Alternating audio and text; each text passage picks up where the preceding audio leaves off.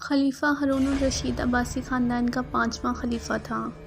عباسیوں نے طویل عرصے تک اسلامی دنیا پر حکومت کی، لیکن ان میں سے شہرت صرف ہارون الرشید کو نصیب ہوئی۔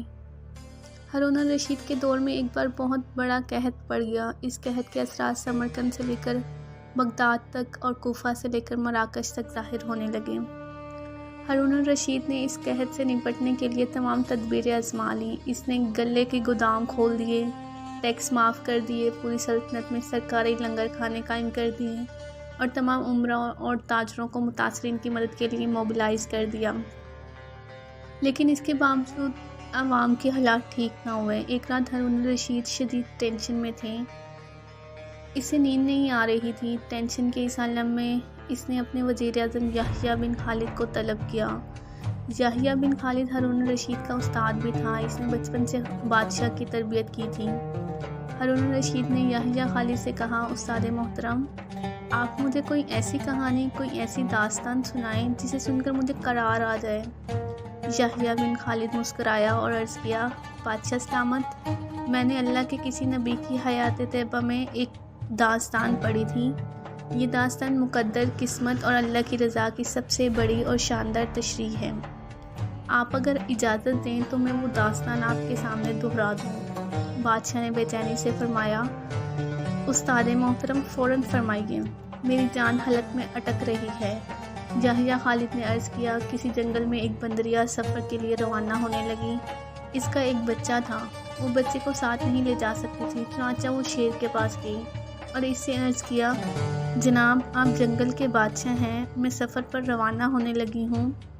میری خواہش ہے کہ آپ میرے بچے کی حفاظت اپنے ذمے لے لیں۔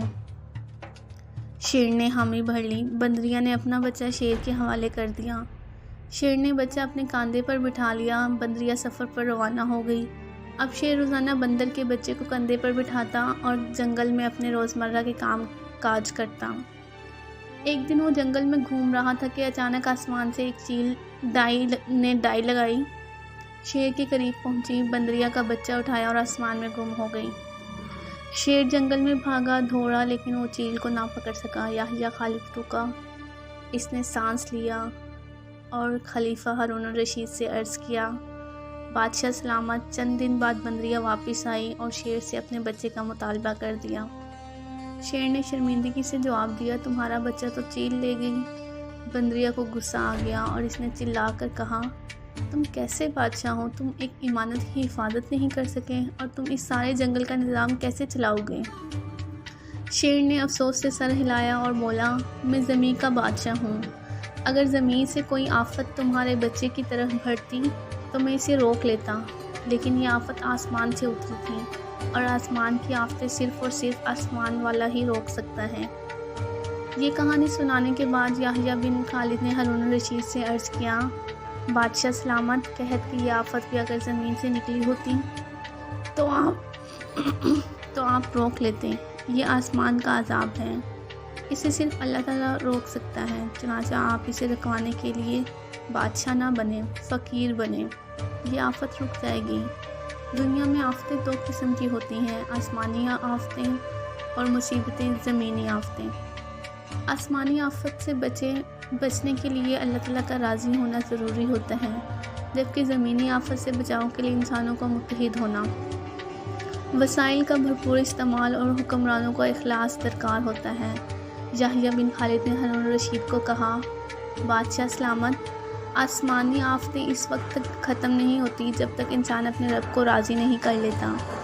آپ اس آفت کا مقابلہ بادشاہ بن کر نہیں کر سکیں گے، چنانچہ آپ فقیر بن جائیے، اللہ کے حضور گر جائیے، اس سے توبہ کیجیے، اس سے مدد مانگیے۔ دنیا کے تمام مسائل اور ان کے حل کے درمیان صرف اتنا فاصلہ ہوتا ہے جتنا ماتھے اور جائے نماز میں ہوتا ہے۔